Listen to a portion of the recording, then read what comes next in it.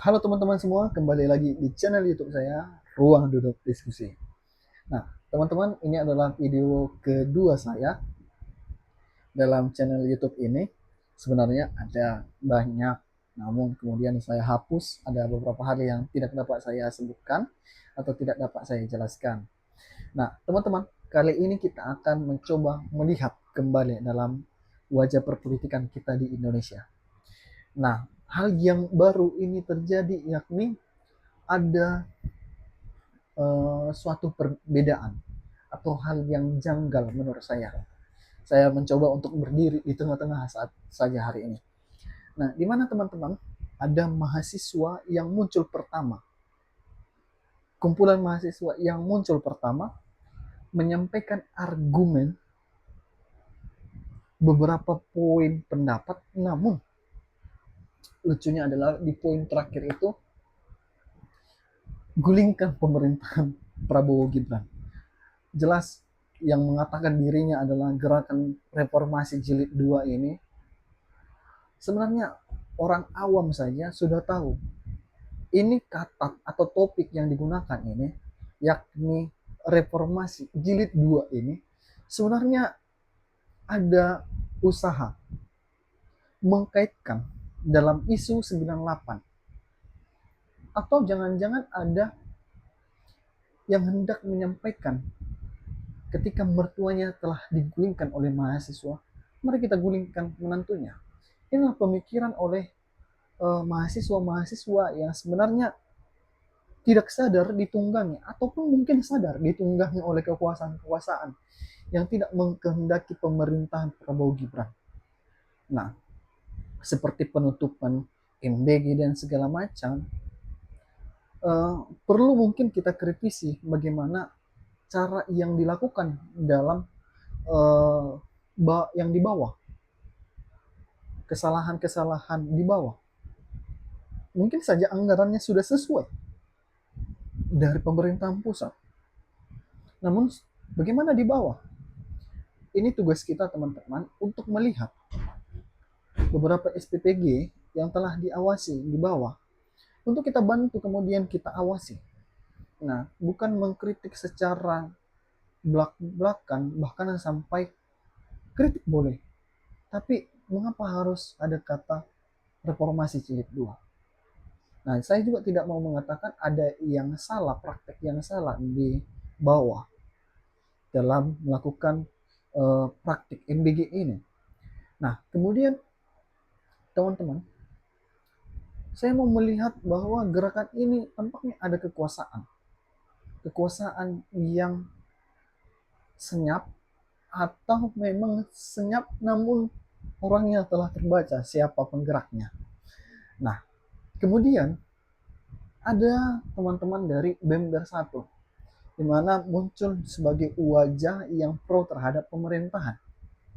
Mereka menyatakan sikap mengkritisi khususnya Tio juga dan mengkritik ada keterlibatan Tio dengan partai politik yang katakanlah saja partai merah. Nah, namun ada juga kejanggalan. Kampus yang memiliki alma mater yang tampil dalam uh, sesi berbicara itu kemudian memberikan statement bahwa mereka atau kampus itu tidak pernah memberikan utusan baik itu BEM untuk memberikan klarifikasi di ruang publik sebagai pro atau mengkritis teman-teman mahasiswa yang melakukan demo. Nah, kemudian ini muncul kejanggalan juga teman-teman. Nah, saya mau mengatakan sebenarnya ini mana sebenarnya eh, gerakan yang murni itu? Siapa yang benar-benar gerakan murni? Kemudian juga ada dari Universitas Bung Karno ya, Universitas Bung Karno yang bertemu dengan Mas Gibran Raka Buming Raka. Saya melihat dari wajahnya saja, ini rata-rata orang yang tidak menyukai Mas Gibran. Sehingga ada kata ultimatum. Sejak mereka masuk dalam istana wakil presiden saja, mereka menolak ajakan makan malam, kemudian mereka juga menolak uh, berekspresi yang sehat, wajah yang tampaknya terlalu tampak ya, terlalu terlihat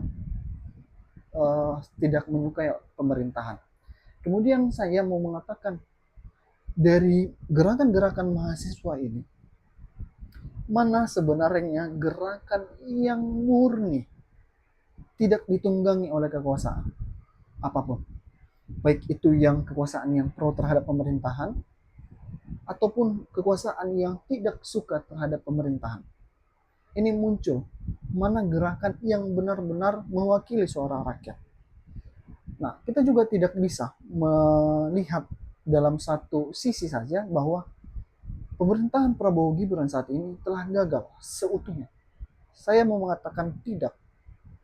Nah, teman-teman banyak saya jumpai dari netizen-netizen yang berkomentar, baik itu di TikTok maupun YouTube, menyorot tentang 19 juta lapangan pekerjaan. Nah, bukannya melalui SPPG ini, melalui seleksi juga, kemudian melalui pemilihan sebagai orang yang masak dan yang menyalurkan ke sekolah-sekolah, mereka bukan kebanyakan itu orang yang tidak memiliki pekerjaan sebelumnya. Kemudian dari beberapa unit SPPG, kemudian banyak orang yang terbantu dan memiliki pekerjaan. Meskipun memang dalam beberapa poin saya tidak terlalu sependapat, baik tentang secara upah, namun ya saya tidak bisa mengkritisi. Saya tidak bisa mengkritisi karena saya tahu target itu sebenarnya perlahan sudah dikejar. Nah, kemudian memang situasi saat ini perekonomian kita dengan melemahnya rupiah, sebenarnya ini yang dipakai. Melemahnya rupiah ini sebagai cara atau wadah untuk melakukan aksi demonstrasi. Sebenarnya kalau ditanya satu persatu terhadap mereka yang mengikuti demo, banyak kan orang yang tidak tahu menau, yang penting ikut-ikut saja. Nah, kemudian teman-teman yang melakukan mediasi, menyatakan sikap membela pemerintahan,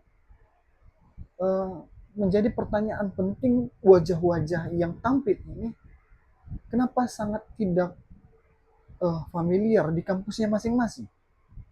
Bahkan kampusnya sendiri, Anda memakai alma mater dari kampus itu, namun kampus itu tidak menyatakan diri Anda diberangkatkan oleh kampus. Nah, bagaimana Anda menyatakan bahwa Anda ini adalah BEM bersatu?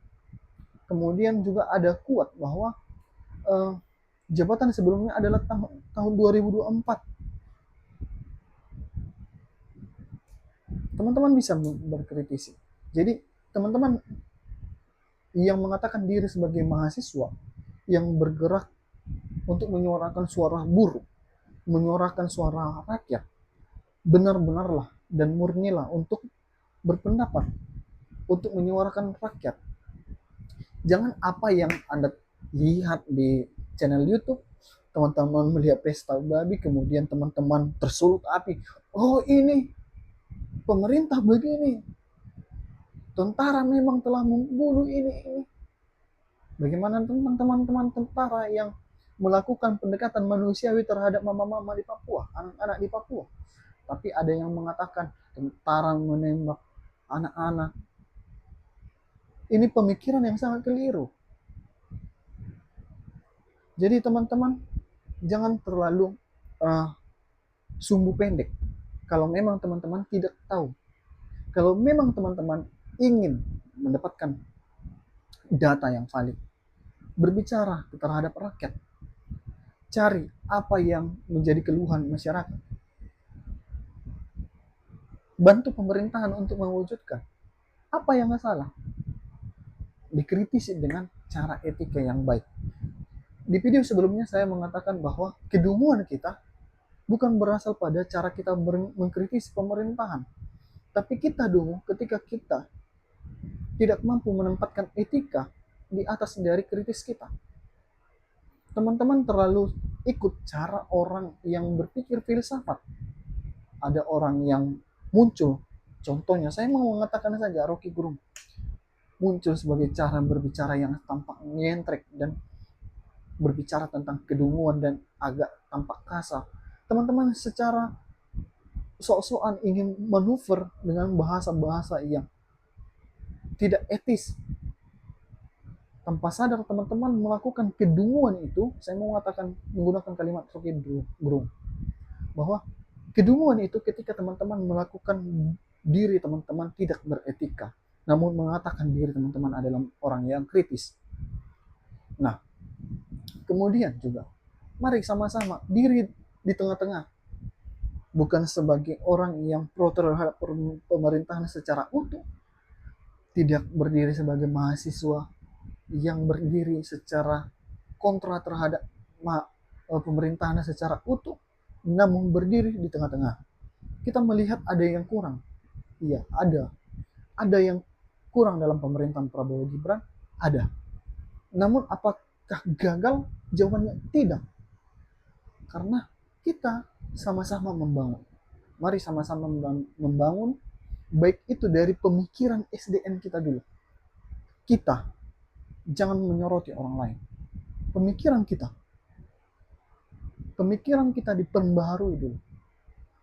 Jangan mau gampang terhasut, jangan mau terpecah belah oleh mereka yang kalah dalam pemerintahan, orang yang kalah dalam pemilihan presiden sebelumnya, kekuatan-kekuatan yang sakit hati terhadap elektabilitas orang yang pernah berkuasa namun hingga sampai detik ini memiliki power.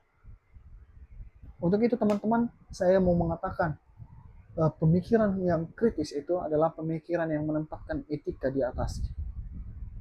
Untuk itu teman-teman, mari menjadi mahasiswa yang memiliki akal sehat. Akhir kata, saya ucapkan terima kasih. Jangan lupa subscribe channel YouTube saya, dan apabila ada komentar silahkan teman-teman tinggalkan di kolom komentar. Terima kasih.